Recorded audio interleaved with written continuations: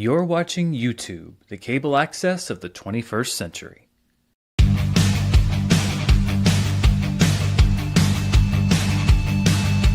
It's Wednesday, it's 4 p.m. where I am, and it's time to talk about movies and answer your questions.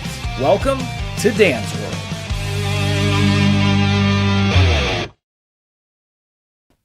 Hello everybody, and welcome to another edition of Dan's World. We're back live on a Wednesday. Quick program though, very quickly. The show I try to do every single week live, but next week is going to be kind of a hectic week for me. It is moving week. So I'm going to be right in the middle of it, and I'm going to be trying to keep up regular programming on the pre-tape stuff like charts and reviews and stuff like that. So I think it is unlikely that there's going to be a live show next week unless a window opens up and I can somehow fit it into all the madness. But I think you can probably safely plan on there not being a Dan's World next week. I'm going to do my best to get it up and running for the week after. So just a quick schedule adjustment. I'm like South Park. You never know when I'm going to take a week off and when I'm not going to take a week off. Although I try to make it a lot more rare that I take a week off than South Park does, especially as I'm trying to get the show launched. Let's take a quick check at the comments. Make sure you can see me. Make sure you can hear me. Looks like everything's doing all right. Good. So we have some stuff to talk about today. Of course, as always, I will be taking your questions. So if you want to send in a question, you can send in a super chat. I will definitely be reading all of those questions. And if we have time at the end, I can also scan through and see if there's anybody that left a comment that's not a super chat that we can talk to. We had a chance to do that last week, but a lot of times you guys send in so many super chats, I don't have time to get to everything. And actually, speaking of that, I'm glad we were talking about super chats because I wanted to go back to last week's show. I felt bad. There was a question that came in after I wrapped the show up. Somebody sent in a great super chat question that I didn't get to because it came in after I'd already started rolling the end credits and everything. So let me start off the show by answering their question, and I can't put it on screen, but I've got it right here. It's from AIO fan BLK, who says, I loved your Superman ranking video because it gave me some new animated movies to seek out. What are your thoughts on the Tron franchise? I like the first one and love the second one, especially the soundtrack. And I actually haven't seen Tron Legacy all the way through, I don't think. The first Tron, I think I've seen a couple times, but not in a very long time. I plan to revisit both of those movies before Tron Ares comes out. And I think generally with the Tron franchise, I mean, I've got to give Disney credit. They're really giving it a third shot here at being a big movie franchise because it hasn't really done that on either of the first two tries. And so obviously they feel some kind of way about this new version or this new iteration of Tron. I think it looks really cool. I'm looking forward to seeing it. With the timing and everything, I'm not sure if I'm going to be able to take the trip to see it early. I'm going to try to do that trip. It's a few hours away, a couple days early to get that review to you soon, but I'll definitely be reviewing it here on the channel. But generally, I kind of have to give credit to Disney for at least trying it again because the box office conventional wisdom says that this is not going to be a move that works out, but there must be something there that they like. So I don't really have a strong feeling any direction on the Tron franchise, but I am optimistic about this new one, and thank you for the kind words on the Superman video. That's one of my goals in doing those ranking videos is to point people to movies that they may not have seen, and that's why I like to do the sort of exhaustive ones, not just the ones that everyone's seen, but maybe dig through some stuff that people haven't seen.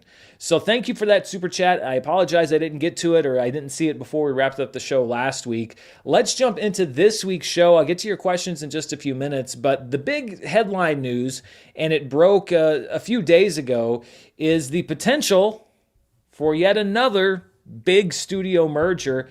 And it's a studio that just went through a mega merger. It involves Paramount. News broke last week that Paramount is reportedly preparing a bid to buy Warner Brothers Discovery. Of course, this is the new Paramount, newly owned by David Ellison and Skydance. It's said to be a mostly cash bid to buy WB Discovery, and it would be backed by the Ellison family, which of course includes David Ellison and his father, Larry Ellison, who is the CEO of Oracle. Now, the question a lot of people said was, why now? Why would David Ellison want to jump right in on this acquisition of Warner Brothers just after he acquired Paramount. Reportedly, it's so that he could get in first, that he could get first rights and be able to get that first one in, that first lick in, really, and be able to maybe get Warner Brothers for a price that would be lower than people would buy it for in the future. So he basically because he can put the cash up, he essentially says, well, you know what? I'm going to try and jump in right now and get the company right now because it might be more expensive for me later on. Now, one important thing to note about this offer would be that it would preempt the plans that Warner Brothers has to split into two different companies. Remember, we talked about Warner Brothers Discovery and their plan in 2026 to have a company that's just the movie studio and HBO Max, and then a company that would be its cable networks, its linear networks, CNN, etc. So this would preempt that plan. The company would not split into two, and Paramount would then own not just the movie studio, but also the cable channels, basically everything that Warner Brothers Discovery has right now. That would be included in the deal.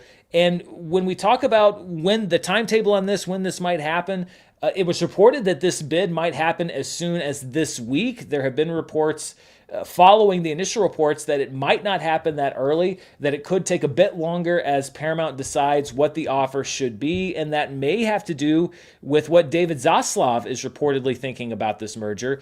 He doesn't necessarily want to go out right now. He wants to perhaps use Paramount's offer to ignite a bidding war so that it would essentially be leverage, and that other companies that might be interested or perhaps could have had plans to acquire Warner Brothers Discovery in the future, he could then leverage Paramount's offer to get offers from them and sell the company for a higher price. This was some reporting that was done by Puck based on what David Zaslav's intentions going forward might be. The report said, quote, the Warner Discovery CEO did not plan to abdicate his throne this way before he could split the company in April, lose the TV baggage that has weighed down the stock, and finally take his rightful perch atop a pure play entertainment empire. He wants to sell, of course. A flip has been the plan all along, but on his terms. He's also been telling friends that the Ellison offer will be too low, that the full value of the Warner assets has yet to be realized, certainly by the stock market, that there is, quote, momentum at the company, that he could create a bidding war,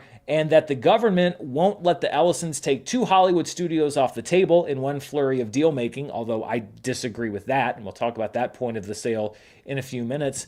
David Zaslav has said in the past, back in 2022, he told the employees at Warner Brothers Discovery that the company is not for sale, but this has always been the speculation. The speculation has always been that David Zaslav wanted to come in, he wanted to buy Warner Brothers, he wanted to essentially flip it, to take away a lot of the debt of the company, to do all the layoffs and everything, to make it a very attractive prospect for somebody to buy, and then to walk away with a hefty payday, in addition, by the way, to the ridiculously hefty payday that he's already getting as the CEO of the company.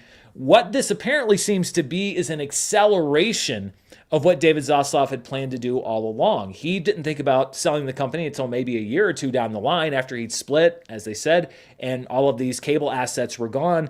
But it seems like David Ellison wants to jump in right now and says, hey, why wait 2 years? I'm going to throw a bid in right now. If anybody else wants to throw in a bid, sure, go ahead. Otherwise, I'm going to get this company for the price that I want to. And there's been talk even about David Zaslav being a non-factor, that if the Ellisons and Paramount and Skydance can come in with a bid that is high enough, that is enough over the stock price to justify selling the company, that the board of directors may say, okay, well, you know what? We just can't turn this offer down. It's very similar to what Elon Musk did with Twitter, where he came in with an offer that was so high, the board of directors basically said, well, we can't say that we're acting in the interests of the current shareholders and turn down this price because it's just too far above what the company is currently valued at, so we're going to sell. That's a possibility. It could be that there is no bidding war and that the offer is so high that David Zaslav could say, okay, buy me out, I'll step down, you can pay this price,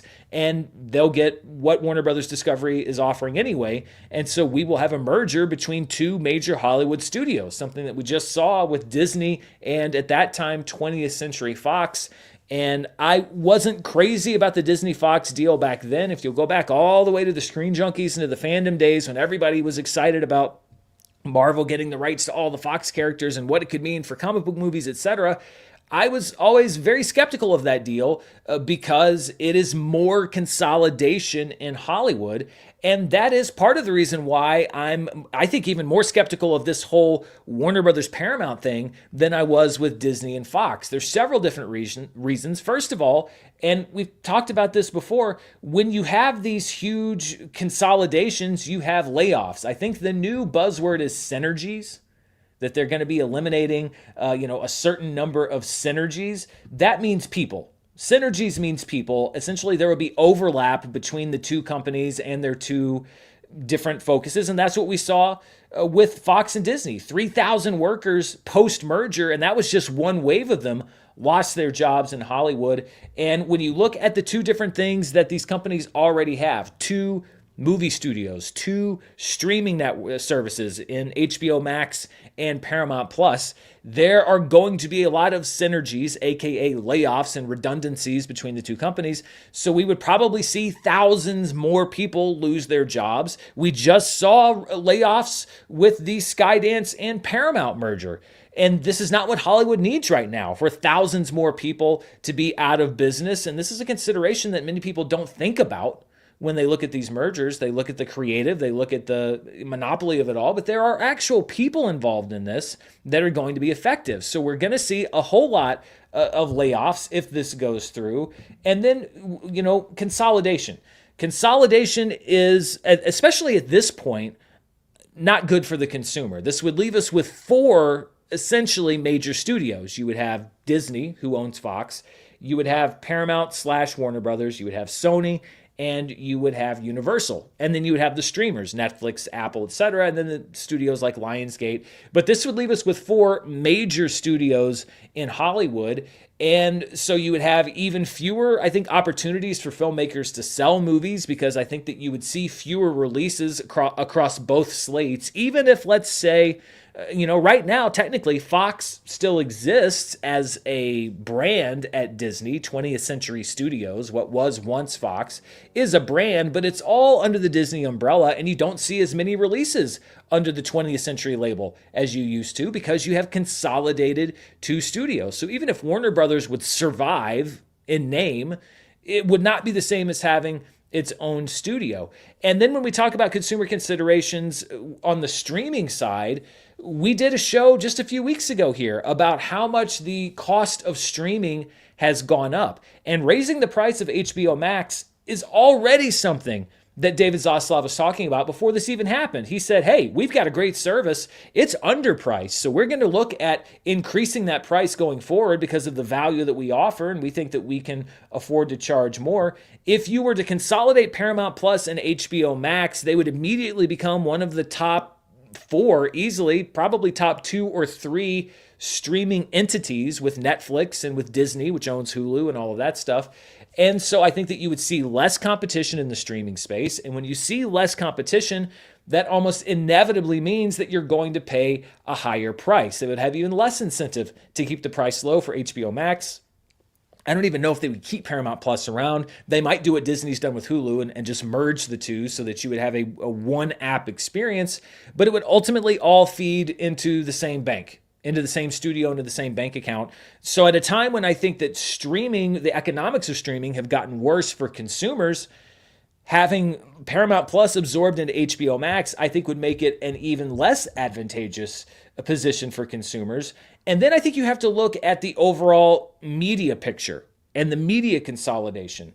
Larry Ellison would be backing this, even though, Skydance would technically, and Paramount would be acquiring Warner Brothers Discovery. The funding would come, again, reportedly from the Ellison family.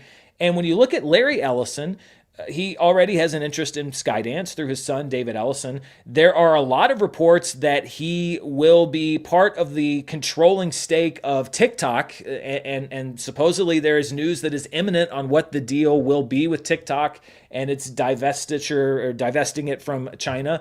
Larry Ellison and Oracle have long been rumored as one of the controlling interests of TikTok. So you would have Larry Ellison with a heavily controlling stake in Paramount / Warner Brothers Discovery, in TikTok, and then the fact that you don't have that divesting of the cable assets for Warner Brothers Discovery means that all of those networks would go into the Paramount or under the Paramount umbrella. CNN is one of those assets, and when you look at the current administration, CNN has been a target of the Trump administration and Donald Trump specifically for a very long time. Of all of the media organizations that the president doesn't like, I would say that CNN is maybe top of that list. And when we talk about regulatory considerations and what would have to happen in order for this merger to go through, there wouldn't be the FCC considerations that we saw with the Skydance Paramount deal, because we're not talking about broadcast networks like CBS, but there would still be a review by the Department of Justice. So the current administration through the DOJ would have to approve this merger and say that it's not, anti-consumer, that it's not going to create a monopoly. And so I think that we could see some pressure being exerted from the federal government on whatever this new company would be called regarding some of their assets. I think that it's pretty unquestionable that there were some conditions set on what was going to happen at CBS News before that merger was allowed to go through with Paramount and Skydance. I don't find it out of the realm of possibility that there could similarly be some conditions that were set on CNN or some of the other assets that Warner Brothers Discovery currently holds in order for this merger to go through.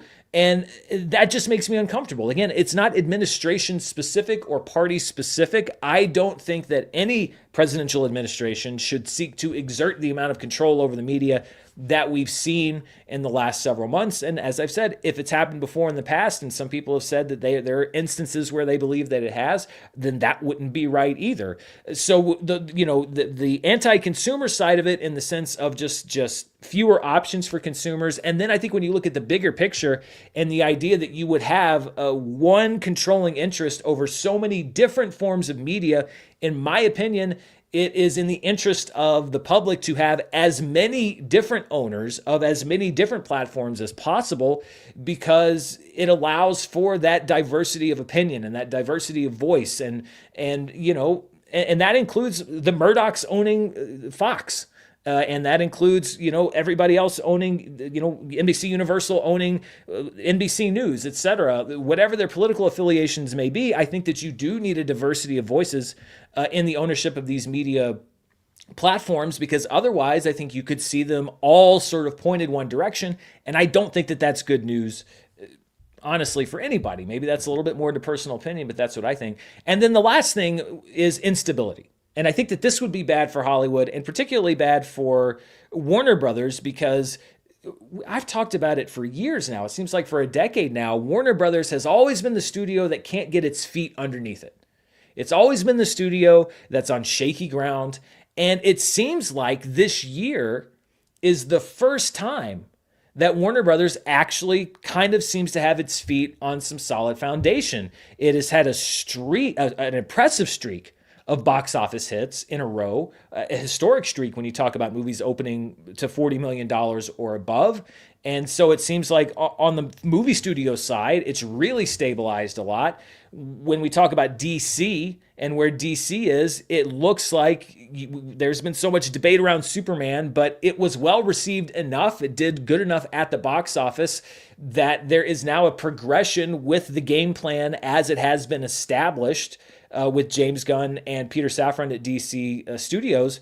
And the question becomes, if Warner Brothers is to get acquired by Paramount, will we then be put back into instability? What's going to happen to the Warner Brothers theatrical slate? Is Paramount potentially going to have different ideas for what DC should do? Or are you going to add more cooks into the kitchen and destabilize that? And so this almost goes to internal at Warner Brothers. Things are so stable right now.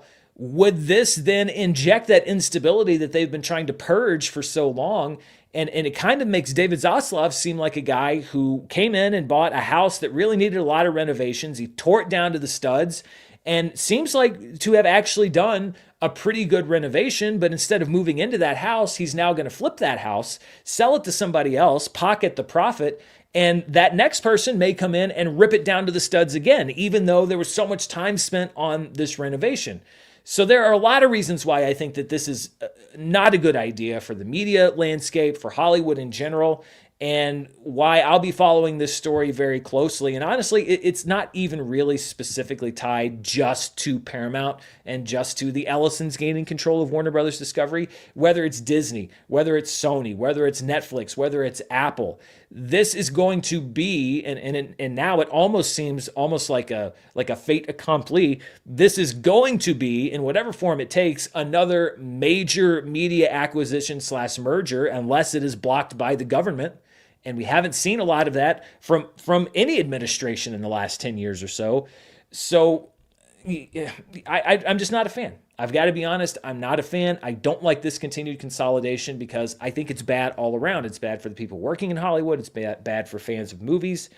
The only people it's good for is the CEOs. But that generally kind of seems to be how it's gone lately. Is a lot of people are getting the downside of stuff, but the only people who consistently win in today's environment appear to be the CEOs. Just the world we live in. Okay, so let's take some of your questions. I already see we have a lot of super chats. Thank you to everybody that sent those in. And then after we get through some of those, I want to talk about Robert Redford, who was a cinema legend who passed away yesterday, early yesterday morning. And I adjusted a little bit on charts with Dan, but I want to talk a little bit more about him and about what he accomplished in Hollywood and what he did for so many filmmakers over the years. But let's get to some of your super chats first. And this one is from Brian Percival, who says, why is Mexico mentioned separately when the North American box office is discussed? Is it because Canada also uses a dollar currency? I've always found it weird that the domestic box office includes Canada, despite Mexico also being in North America. That is a great question. I think part of it may be the currency issue. I think part of it is also the distribution issue. I think that there are a lot of studios that distribute things similarly to some of the same companies or similar companies in Canada, whereas I think that distribution is very different in Mexico. But I think it also may just be, for whatever reason, it just seems a little bit of a more distant. I don't know. It's a question that I've gotten a lot, and I really do think that it is an economic thing. But you would think that maybe they could figure out how to work around that. I think largely it is a distribution thing. It's a distribution thing, and then I honestly think that there are some CEOs in Hollywood or some of the economic minds that draw a greater distance or a bigger line between the U.S. and Canada and the U.S. and Mexico.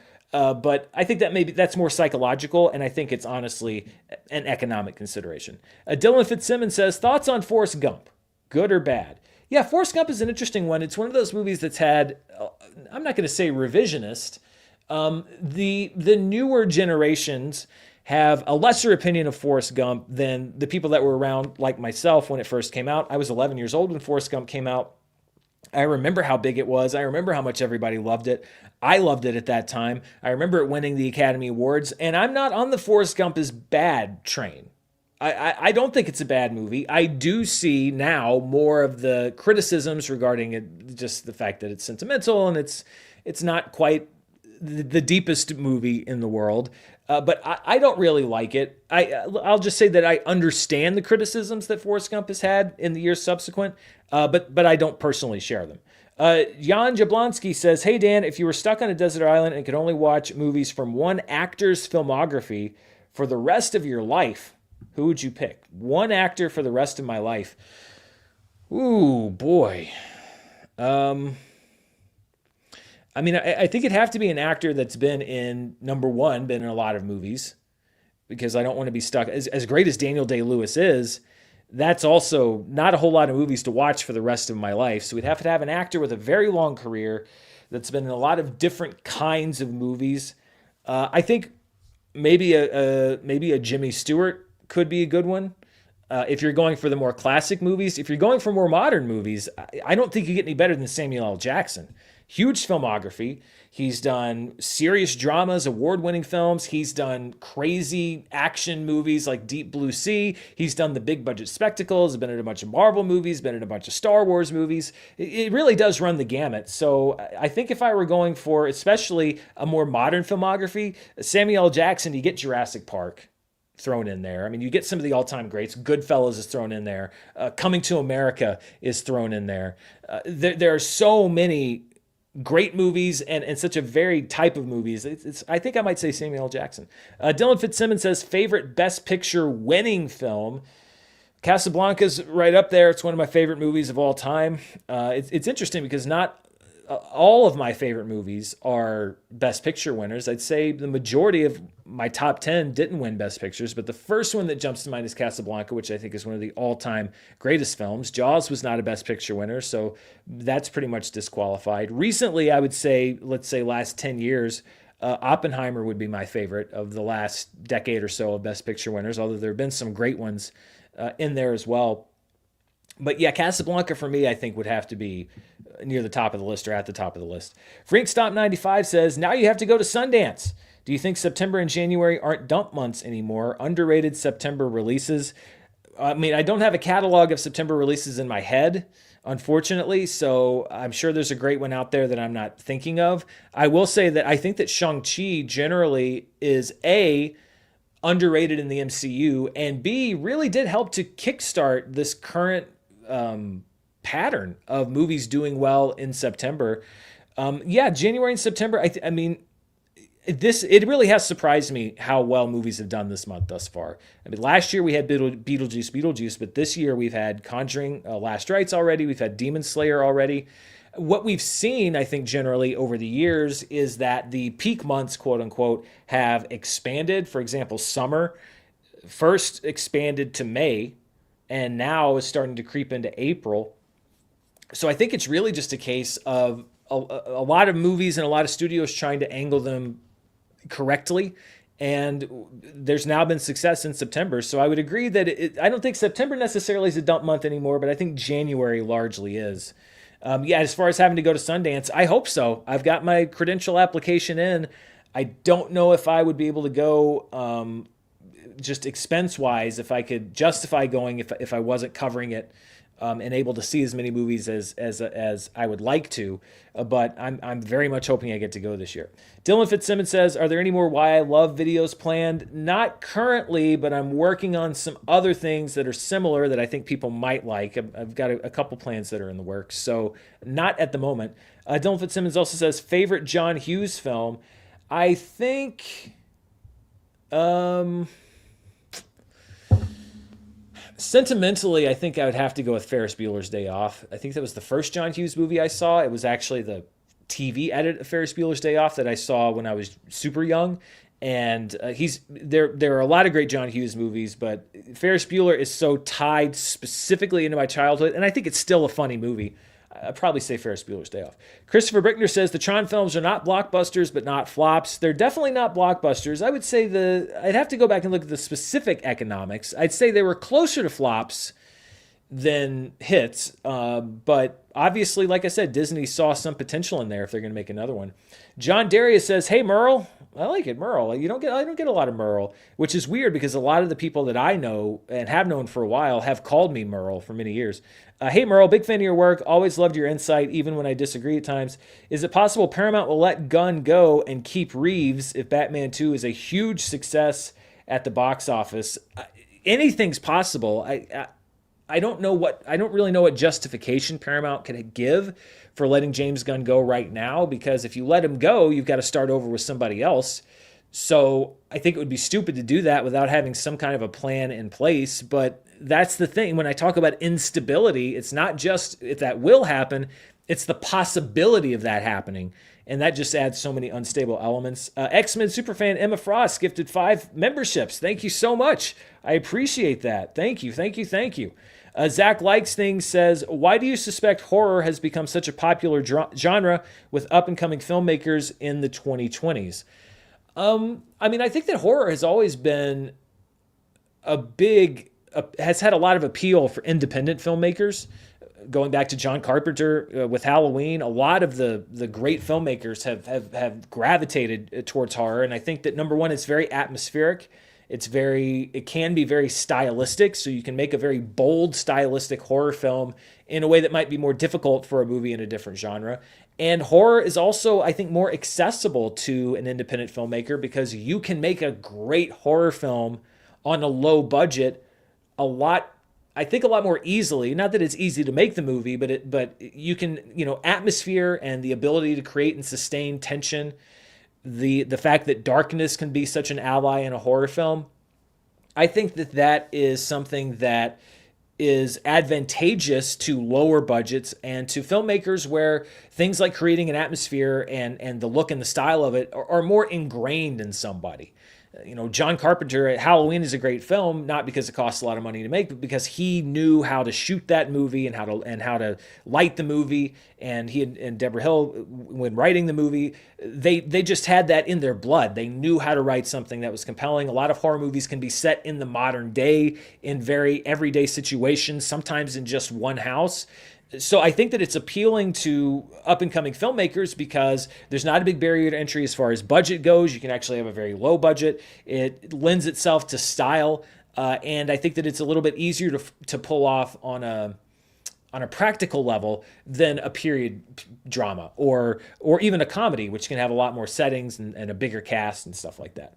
The Iceman 101418 says, two things, Dan. Your sober and well thought out words on last week's show were very well said, regardless of the hate out there. Thank you very much. I appreciate that.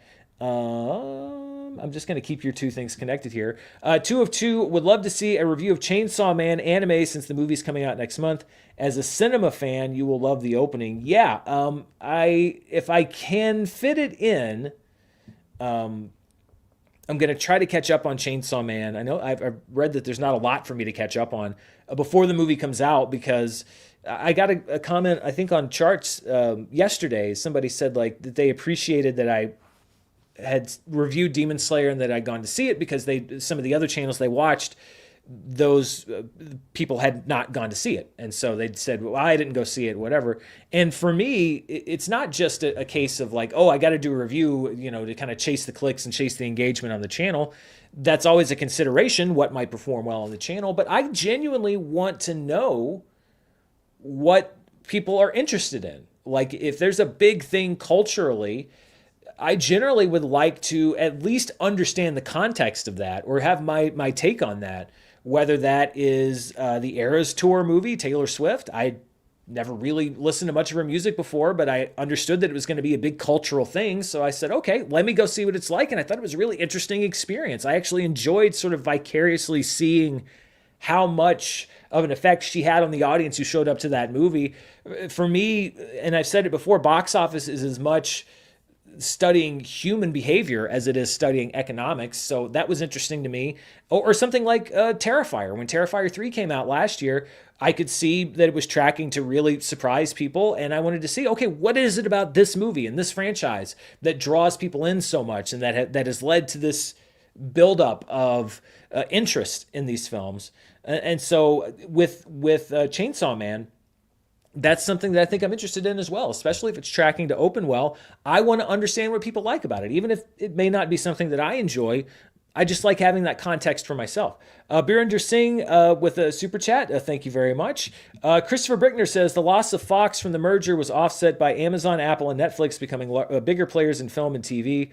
I don't see a new studio coming this time. I mean, maybe on a content, and I hate that word, but that's how they would describe it. Maybe on a content side, but theatrically, I don't think it was offset by Amazon, Apple, and Netflix because they don't really have much of a theatrical presence. So I think that Hollywood lost in the distribution side of it and in the studio film side of it, they lost a lot from the Disney-Fox merger, and we'd lose even more or as much from Paramount and Warner Brothers.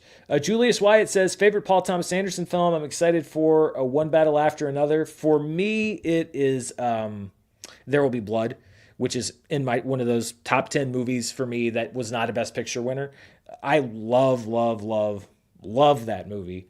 And I know that a lot of people have it's one of the things I love about Paul Thomas Anderson is you can talk to 5 different film fans and each one of them will give you a different answer. Boogie Nights, Magnolia, There Will Be Blood, etc. But for me, it's There Will Be Blood. I think it's a masterpiece. Charles Lay says, huge Tron fan, see the icon. They just bleed style and often try to push tech boundaries. Odyssey IMAX tickets were available in July. Why so early? Has any film had tickets on sale a year in advance? That was interesting to me as well. The fact that they were selling tickets for the Odyssey so early. I guess maybe there was some sort of a conflict with another release, or they wanted to nail down those days before another studio came in, or maybe they just wanted to start building up hype for the Odyssey so quickly. But I was surprised to see that too. It almost kind of felt like a publicity stunt in a way to get people talking, to be like, oh, there's already tickets on sale. But I can't think of another movie that put tickets on sale that early. This is the last one before we jump over to talking about Robert Redford, and I promise I'll get to the rest of Super Chats that have been sent in. Geek Factor says, hey, Dan, cheers from PL. Finally watched Weapons and loved it. Do you think Gladys could join the pantheon of famous / iconic horror villains? Absolutely. There's already been talk about Amy Madigan regarding the awards season. I could see her being kind of having the same draw as Hugh Grant did with Heretic, where, he didn't get nominated for the Oscar, but he was up for a lot of the critics' prizes. If we're talking about the supporting categories, I could see a lot of support for her in that particular area this year. And then I think overall for horror fans, I could definitely see, maybe not Freddy or Jason level, but one of those kind of cult villains that the horror fans really love, a lot of cosplay, etc. Yeah, definitely. And I think that she was a big reason why Weapons worked so well, and I think why it got such good buzz. All right, so we will return back to those super chats in just a couple minutes, but before we get too deep into the show, the other major thing I wanted to address was the death of Robert Redford, who, as I mentioned, it was announced yesterday that he had passed away. Robert Redford was one of, as I said on charts yesterday, one of the last real movie stars in the traditional sense. The kind of person who you could just put on a poster, I remember when they were casting The Godfather, they wanted to put Robert Redford in there, especially when you look at the late 60s going into the 70s. He was Hollywood in many ways. He was like the movie star. He had 4 Oscar nominations across his career. He was nominated for his performance in The Sting. He had 2 nominations for Best Director, one for Ordinary People, one for Quiz Show. He was nominated as a producer on Quiz Show. He won the Academy Award for Ordinary People. He received an honorary Academy Award in 2002.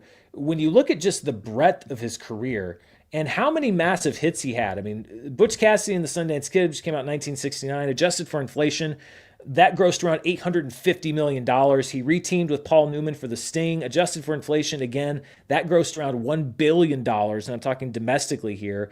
The Way We Were, $364 million adjusted for inflation. Jeremiah Johnson, $346 million adjusted. All the President's Men, $290 million adjusted. 3 Days of the Condor, $249 million adjusted. And that's just the late 60s going into the 70s. He had box office hits that extended into the 80s, extended into the 90s. His last acting role was in the biggest movie of all time, which was the cameo that he did in Avengers Endgame. But for me, I think Robert Redford's biggest legacy, and this is not to disparage what he did on screen as an actor and as a director, is what he did for the film community.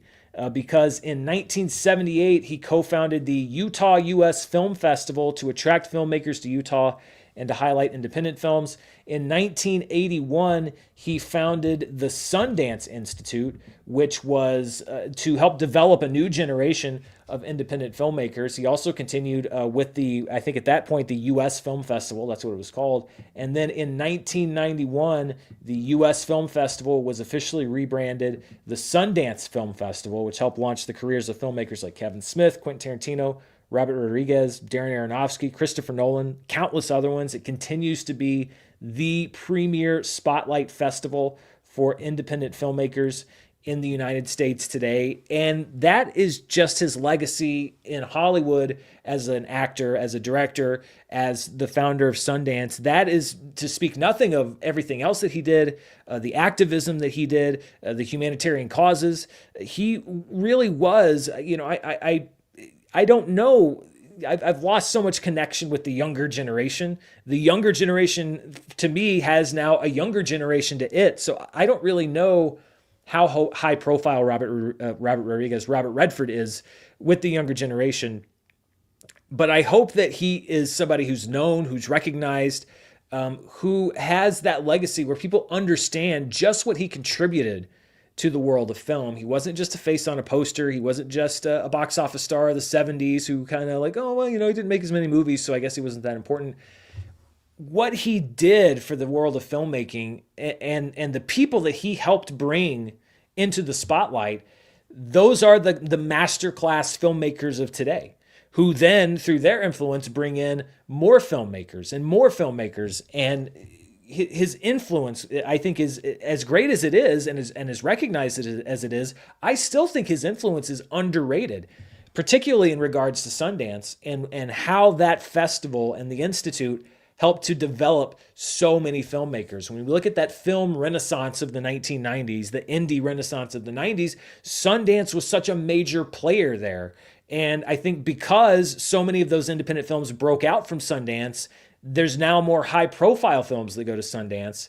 But it's been such a joy for me to cover the festival, watching the films online for the last few years, because I've never watched a slate of Sundance movies and found nothing of interest.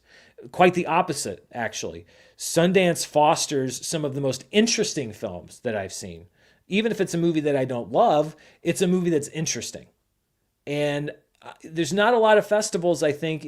Every festival is, of course, going to try to draw in interesting films, but there's something unique about Sundance. And the fact that it's going to live on, of course, this year, or I should say January of 2026, is the last year that it's going to be in Park City, Utah.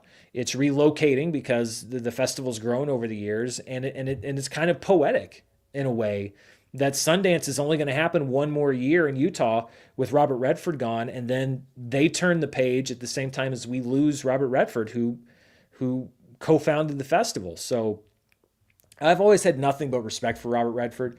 I love a lot of his movies. I think that he was a fantastic movie star and who transitioned into directing against the odds. He even said, I think, with Ordinary People when he won, and he beat famously Martin Scorsese for that Academy Award, he never thought that it would happen. I think there were a lot of doubters, and he kind of proved them wrong, and then went on to play such a pivotal role in the development of the next generation of filmmakers. I think that he showed a real stewardship for filmmaking and for Hollywood and for the art form that you just don't see.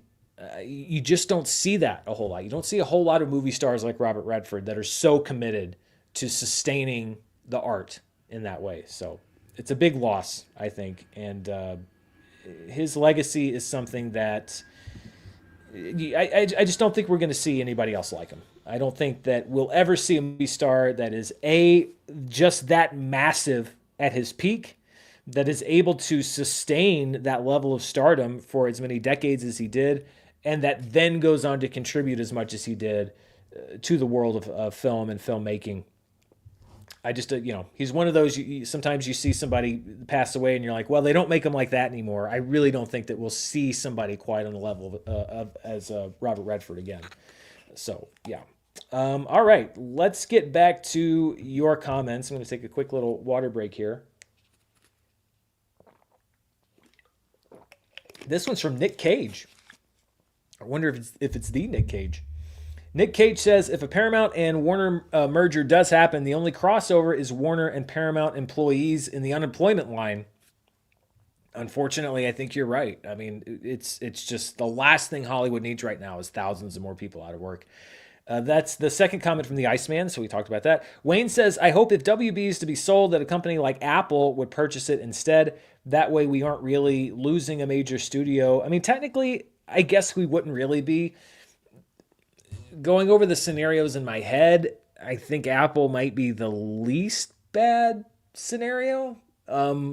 But at the same time, I just don't know if Apple's going to want to buy Warner Brothers. They do have aspirations, and they're releasing a lot of their films theatrically. But part of me is like, why would Apple want a legacy film studio?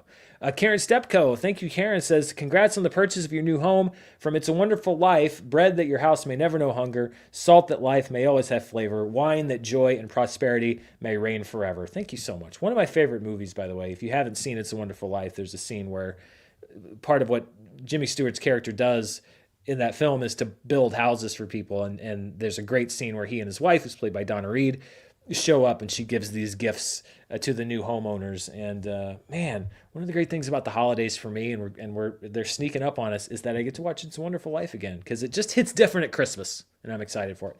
John Darius says, I enjoyed Superman, but I prefer a serious story with visuals on the heights of Reeves. Not same tone, of course, but more prestige work that matches Reeves' Batman in quality. Is it possible we may get that with this merger? I mean, I think that's a very subjective opinion.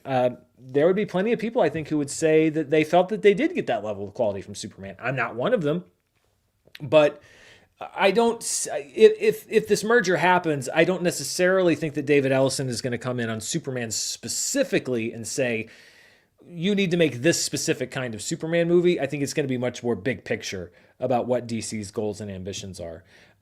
L or I period says, big fan of the new DC Gunverse, but these mergers and the sus deals with the Free Press and giving Barry Weiss top role at CBS morally can't support it. There have been a lot of criticisms of the moves that have been made on CBS, and there's a lot of concerns around that. By Ray23 sent a super chat. Thank you so much. Very much appreciated. Eric Grebner says, Larry Tesler, inventor of the cut, copy, and paste commands, dies at 74. All right. I think. Oh, did we get two? Larry Tesler, inventor of the cut, copy, and paste commands, dies at 74. I honestly, I don't know if that's a joke or not. But if that's true, then that's very sad because I use those commands every day.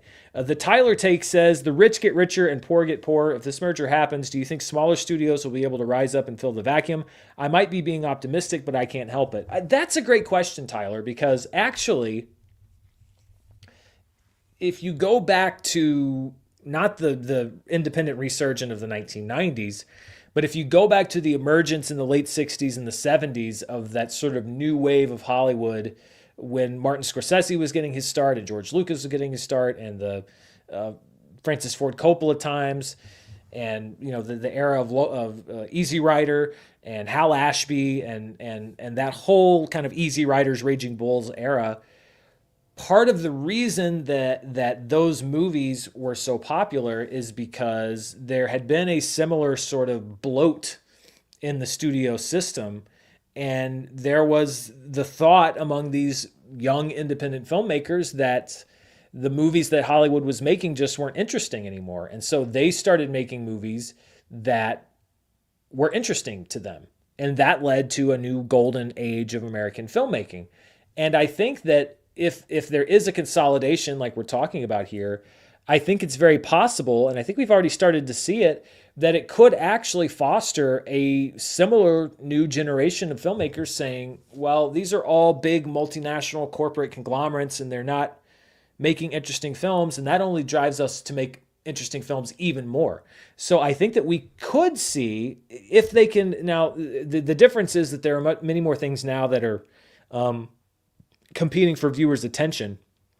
So I think it'd be harder to get a movie like Easy Rider, for example, to that kind of mass audience. But I think what we could see if this continued monopolization and consolidation continues is an even bigger pool of independent filmmakers who go outside the studio system to make interesting films, which then sort of get noticed by the bigger studios. And as the sort of downsides of being these big conglomerates start to build up, you could start seeing some acceptance of these newer films and these newer filmmakers in an attempt to appeal to now an audience that loves these kinds of movies. So I think that there could be an equal and opposite reaction to this, but we'll just have to wait and see. John Darius says, I'm also worried about Reeves' plans beyond part 2. Given how long it's taken to film the sequel, I hope he still can make the trilogy and more. What may happen in the future with Gunn and Reeves without a Paramount merger? I mean, without a Paramount merger, I think they're full steam ahead. And I'm not necessarily saying that either or both of them would be in trouble if there is a merger. I just think that it adds an element of instability where it seemed like they were finally getting their feet on solid ground. So without a merger, I think they're should be a lot more feel a lot more safe about exactly what's going to happen because there's no reason for Warner Brothers as they currently are constituted to change course. Echo Chamberlain says, do you feel the road to recovery is ever going to rise back to normal? If you had can accreditation, what is your clap time stamina limit? That's a good question. No, I don't think the road to recovery is ever going to rise back to normal. I like for it to get closer to normal, but I don't think we're ever going to get back to where we were, or ever's a long time. In the next 3 to 5 years, I don't see us getting back to quote unquote normal. Maybe the market will adjust and theaters and studios will find a way to innovate, but I don't think it's pending. And that's why I said I think this will probably be the last year I do Road to Recovery because that it seems to be a much longer road than anyone anticipated. If I had can accreditation, what's your clap time stamina? I've never actually timed how long I could clap, so I feel like if I did ever get accreditation to cover can, I'd have to work with like a clap trainer to get my clap time up because I feel like right now I might get winded or like my palms might start stinging after 5 minutes. And apparently sometimes you've got to clap for like 13, 15, 17 minutes. So I've never tested my endurance, but I have a suspicion that it's not enough. Tim, 87 gifted 1 membership. Thank you so much, Tim. Very much appreciated.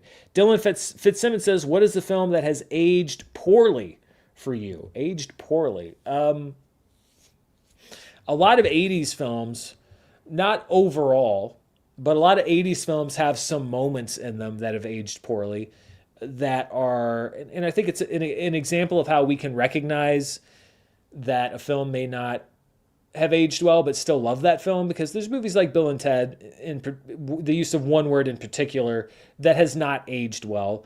And that is similar to a lot of other 80s films that have not aged well in a similar way.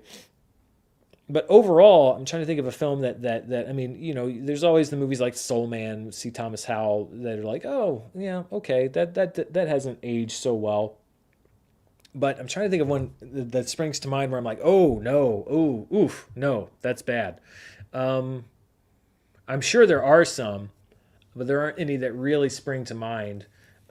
Obviously, there are some with particular actors or talent involved that they've aged poorly for different reasons.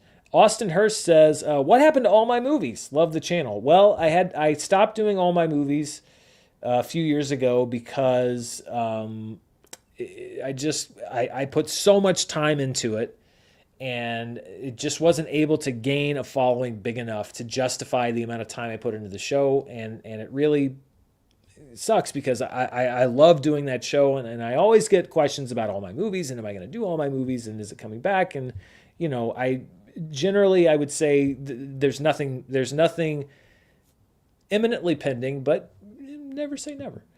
Jeff Lidstone says, my favorite Redford movie is Sneakers. Have you seen it? Yes. I think I saw it within the last 5 years or so. I want to say I might have watched it as part of the preparation for the Schmodown when I was watching a lot of movies I'd never seen, and that movie had come up a couple times. That's a really, really good movie. That's a fun movie, like a fun 90s comedy tech thriller. Yes, I have seen it, and I enjoyed it very much. Mafarika says, hi Dan, longtime viewer from New Zealand. Was wondering, as a Taskmaster fan, do you have a favorite series of the show so far?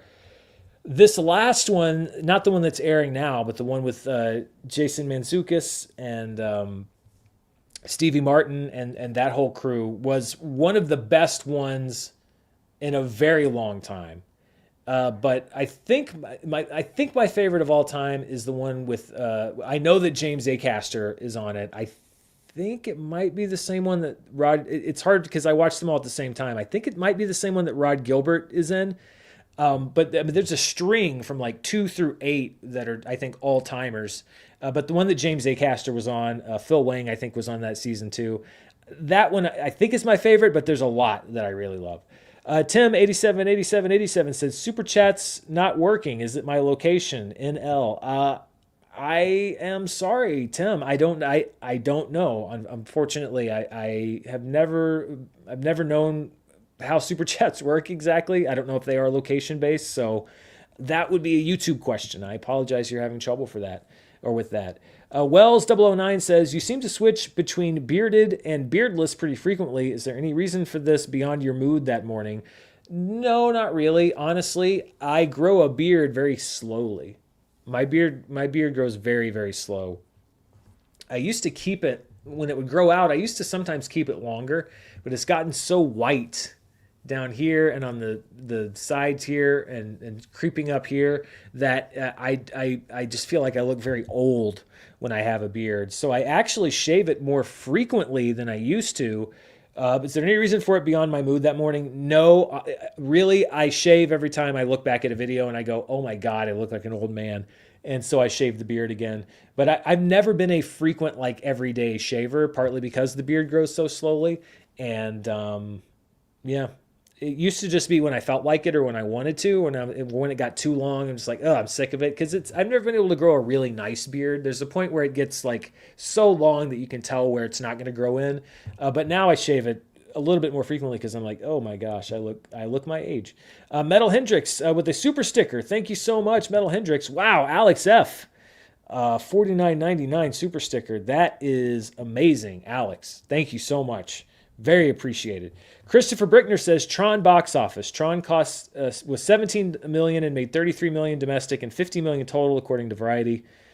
Tron Legacy cost 170 million and made 172 domestic and 400 million total. Okay, all right. It's been a while since I looked at Tron numbers, so that's better than I thought. So yeah, I would say not hits, but definitely not being flops. No, you got me on that one. Jay Barrett Mash says, one, what do you think of Peacemaker season 2 so far? I am not caught up. I'm so far behind on TV right now. I think I've only watched the first episode, so I have to catch up with that before the finale.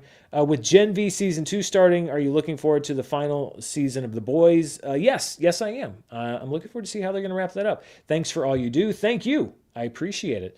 Yeah, The Boys. I hope that it's not that I didn't like the last season, but I didn't like it as much as other seasons, so I'm hoping maybe they can return to form for this last one. Christopher Brickner says, thoughts on Alien Earth? I am currently trying to catch up on that one. I've seen the first episode. I'm going to try to watch the rest before next Tuesday because that's the finale, and it's actually going to be interesting because the finale of Alien Earth is on next Tuesday. I'm moving next Wednesday, but in order to make sure that I don't have a gap in internet coverage, I have to get my internet installed at the new house next Tuesday, but that means I won't have it here on Wednesday. So I think I'm going to have to go and bring a lawn chair or something and watch the Alien Earth finale at the new house on Tuesday night, come back here where my set will still be because I don't move till Wednesday, and record the review, and then go back to the new house to upload the review because I don't have internet here because it'll be at the new house. I'm actually trying to figure out the logistics of that. That's what moving is when you work on a YouTube channel or work for yourself running a YouTube channel. You've got to work around those little gaps in coverage because the time keeps ticking. The universe keeps putting out shows. Dionisio Saldana says, what do you think about studios trying to recreate Barbenheimer with big clashes like Dune 3 and Avengers Doomsday, both releasing the same day in 2026? I don't... Are they both releasing the same day? That's interesting. I got to go check that now. Let's see. Dune 3, release date December 18th. Avengers Doomsday release date December 18th. I honestly did not know they were both currently scheduled to open on the same day. I would be shocked, first of all, if they both stay on that same day. That to me doesn't feel like they're trying to recreate Barbenheimer. The thing about Barbenheimer, and maybe studios don't understand that because they often take the wrong lessons. It wasn't that two big movies were coming out on the same day. That wasn't the draw of Barbenheimer. It was that there were two movies that were so vastly different coming out on the same day. Two huge movies, one of them bright pink Barbie and the other one dark apocalyptic Oppenheimer. And so the very concept of doing the double feature was memeable. And that's what got it going initially, was people kind of saying well, I'm not choosing between Barbie and Oppenheimer. I'm going to both because the juxtaposition was so funny. And then it became a thing. It became a thing that you did. So I would hope that studios didn't just take away like, oh, let's put out our movie the same day as another big movie because that's why people liked it, because that's just a recipe for disaster. What was great about Barbenheimer was that they were so different. So my hope would be that they're not trying to recreate Barbenheimer that way, because Dune 3 and Avengers Doomsday are both going to be popular, I think, with a large overlapping crowd, and also both very long and very expensive. So yeah, I would hope that's not what their goal is. Christopher Brickner says if Apple were to buy an entertainment studio, most believe it would be Disney due to the company's history together and Steve Jobs being on the Disney board. Yeah, I mean, there was always a lot of talk about Apple and Disney. I honestly don't see anybody buying Disney at this point. Haskell 420 says, Sup, Dan? In regards to the prior Desert Island question, I asked Grok which actor has appeared in the most films, including uncredited cameos in history. Indian actor... Why would you do this to me, Haskell? Indian actor Kanaganti Brahmanandan has been in over 1,000 since his 86 debut, so brush up on your Telugu. Eric Roberts is at least 850, including TV. Yeah, I mean, there's something to be said for quantity of film when you're choosing one movie to watch on a desert island. But I honestly think I would rather watch the filmography of Samuel L. Jackson, which is not as big as Eric Roberts, instead of watching 850 Eric Roberts movies. Sam O says, what's your most anticipated film this year? Mine is OBAT, One Battle After. I'm guessing that's One Battle After Another. Yeah, that's up there. I think that another one would be, I'm curious about Wicked for Good. Frankenstein is a big one. I want to see Hamnet has been getting so much buzz now, coming out of Toronto. It won the Toronto Film Festival People's Choice Awards, which is usually very predictive of Oscars. The Life of Chuck, not so much, but there's also a delay in the release of Life of Chuck that Hamnet is not going to see. So Hamnet is up there. Smashing Machine is up there. Both the Safdie movies, Marty Supreme. So yeah, there's a lot. Rodrigo Roca says, hey, Dan, do you think Secret Agent can do better than I'm Still Here at award season? Maybe. We'll have to see what the thoughts are regarding critical response, what people think about that. I mean, it's very possible. It certainly has gotten a lot of buzz so far. We're down to our last couple questions, so if you want to throw in a super chat before we start wrapping up, now's the time. If not, we got a couple more to talk about. Ariadne says, hey, Dan, longtime fan. Last week, Nintendo announced the Super Mario Galaxy movie for spring 2026. Do you think it can rival the first one? Absolutely, I do. I think that it's not like Mario was a thing that people discovered necessarily with the first movie. Mario was very popular already when Super Mario Brothers movie came out. So I could definitely see the Super Mario Galaxy rivaling the first one because that fan base still exists. And depending on what they do with it, it could even get them more excited about it. VNKZ27 says, Dan, did you follow TIFF this year? Your favorite TIFF movie? I did a little bit. Like I said, I've been running around like crazy. I looked at the award winners. I haven't really seen... I may have seen one or two movies that were in the Toronto International Film Festival this year, but I don't know if I have. So I can't really name a favorite, but... I was trying to keep abreast of the reviews, etc., and it sounds like it was a pretty good slate this year.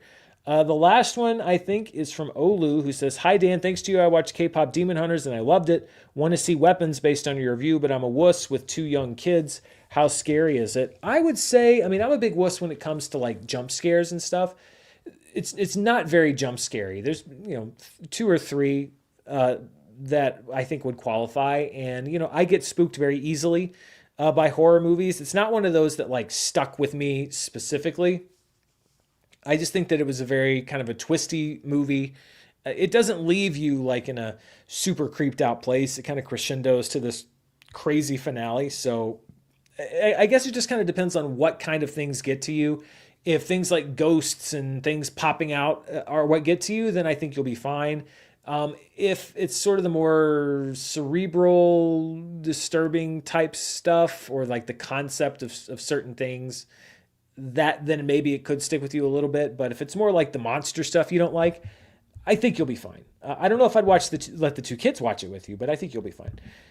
Botanicus says, hashtag Botanicus says, do you think the shooting stars in Jaws have thematic significance? What's your take? I don't know if it has specific thematic significance. I always assumed that they were real. I saw something saying that they were optical, that they weren't captured naturally by the camera. I could have sworn that I'd read that they were real, but I've seen some disputing reports. I don't know if they have specific thematic significance other than just sort of adding an air of otherworldliness to the movie.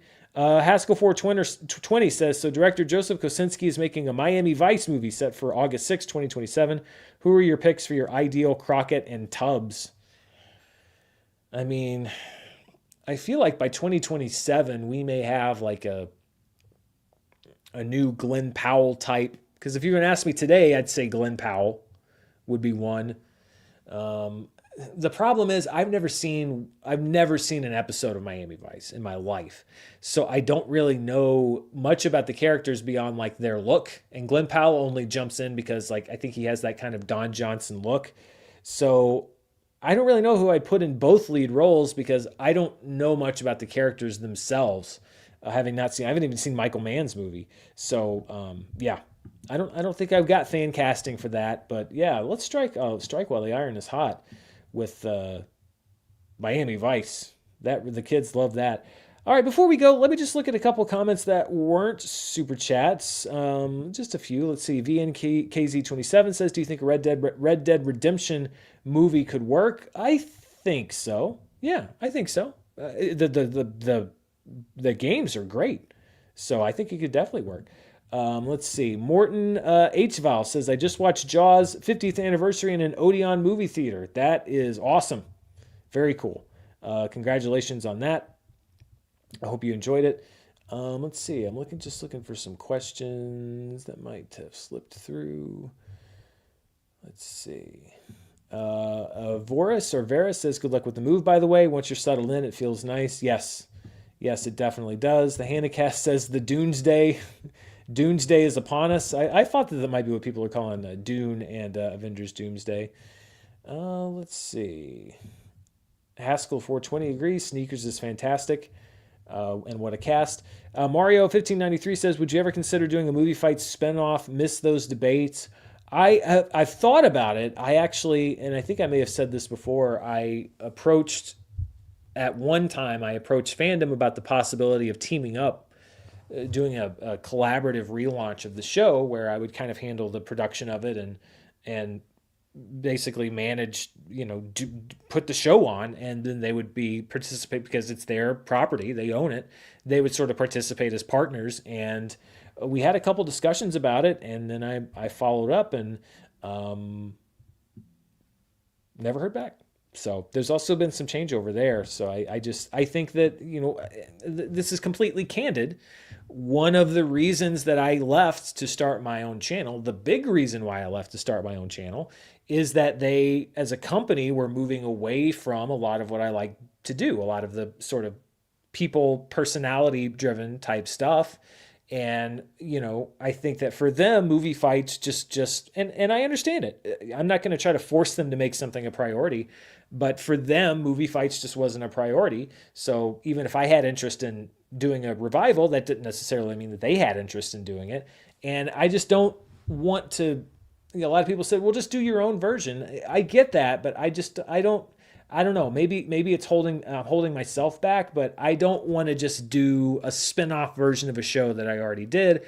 I'd rather team up and do the actual show or put that energy into coming up with an idea myself that I liked to do.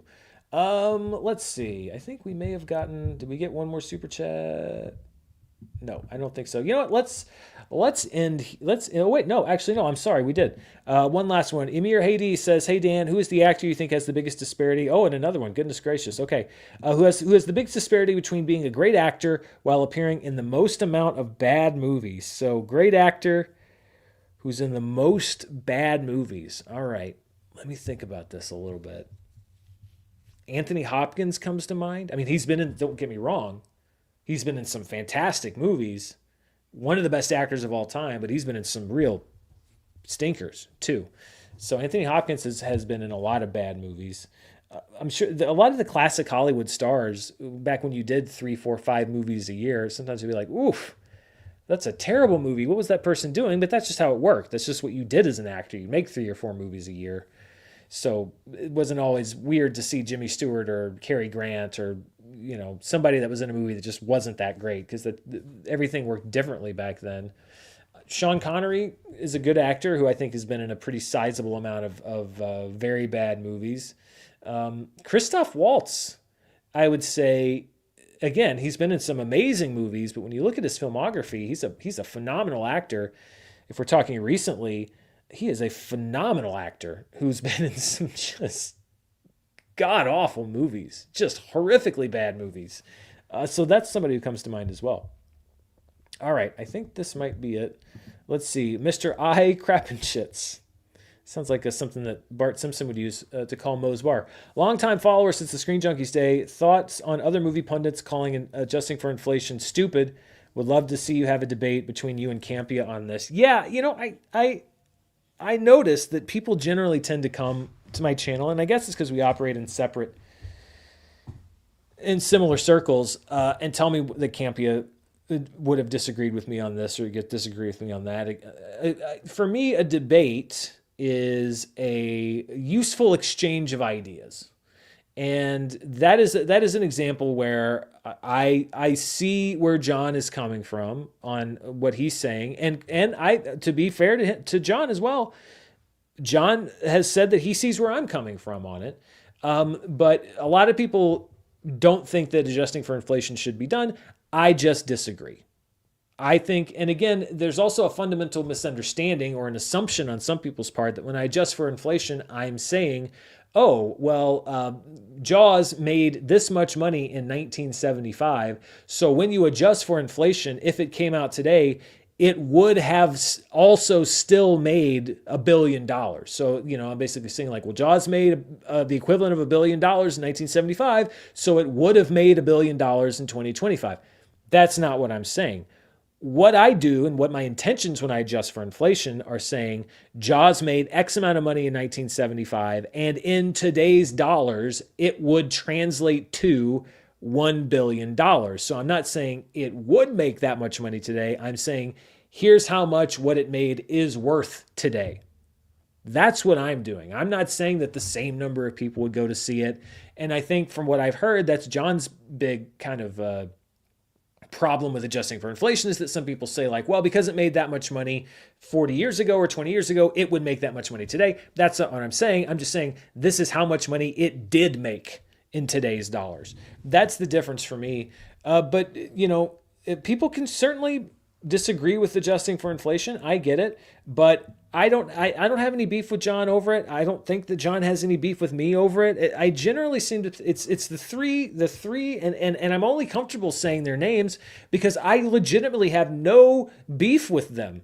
But it seems like a lot of folks try to come in and start some sort of a disagreement by telling me that between me, John Campia, and Grace Randolph, will always say one of the other two of them or both said, well, they said this about this thing. Okay, that's fine. I mean, sometimes I disagree with what they say, but I'm not going to start a thing. I think people like YouTubers beefing, and I get it because that's generally a view generator. When two YouTubers get into a fight, that's like mutually acceptable destruction because they both benefit from that. I don't have a feud with anyone, and everyone else that does what I do, they're completely free to have their opinions. So yeah, I wouldn't want to debate John on it, but if you want to just blanket say that adjusting for inflation is stupid, I think that you might be misunderstanding what a lot of people, including myself, mean when we talk about adjusting for inflation. John Darius says, by the way, Dan, are you excited for Joseph Kosinski's new film, Miami Vice? THR dropped new info and it sounds awesome. Definitely one of the best working today. Who's your favorite director currently? I mean, my favorite director, I think, always will be Steven Spielberg. Currently, I think it's probably Denis Villeneuve or even Christopher Nolan. They're both must-watches for me. Edgar Wright is a must-watch. That, for me, is a favorite director. It's a director who makes a film, and you're like, opening weekend, I'm there. No matter what, I'm going to see that movie. That would be Nolan. That'd be Villeneuve. That'd be Edgar Wright and a handful of others. But Spielberg, I think, is always the go-to for me, just kind of classically. Yeah, Miami Vice, like I said, I don't really have any connection to the show or even the Michael Mann, right? The Michael Mann movie. So yeah, Joseph Kosinski's made some really good movies. So yeah, let's see. Christopher Brickner says, fun fact, Tron Legacy is Joseph Kosinski's first film. So there you go. All right, I think this will be the last one. Christopher Brickner says, for films that age poorly, two of the most popular answers are American Beauty and Revenge of the Nerds. Whoa, yeah, those would definitely fit the criteria for many different reasons. So yeah, good call. Revenge of the Nerds would be one that I've seen many people cite. So I think that's going to wrap us up for today. Thank you to everybody who sent in a super chat and a question, and thank you to everybody who watched. And be sure to stay tuned right here. Tomorrow I'll be going to see him, and I'll have my review of him here on the channel probably on Friday. And then I'm always keeping my ear to the ground for a movie, a streaming movie, a movie in theaters that people might want to hear about, and of course any movie news that might break as I disassemble literally everything on the other side of this camera. I'm going to be working on disassembling for the next several days, and this will be the last thing that gets taken apart and the first thing that gets put together in the new house, because you got to make sure you got to keep that tempo, keep that pace. So look out though, because there's going to be a change coming next week. Thank you so much to everybody that watched. Thank you to everybody who sent in a question. Be sure to stay tuned right here. Hit that subscribe button if you're not subscribed. Hit the bell if you want notifications. If you're interested in becoming a member here on the channel, I saw we got some memberships gifted, and also you can be a part of the polls and everything else that we do here. But most of all, thank you for watching this video. Till next time, stay safe. I'll see you then. Bye.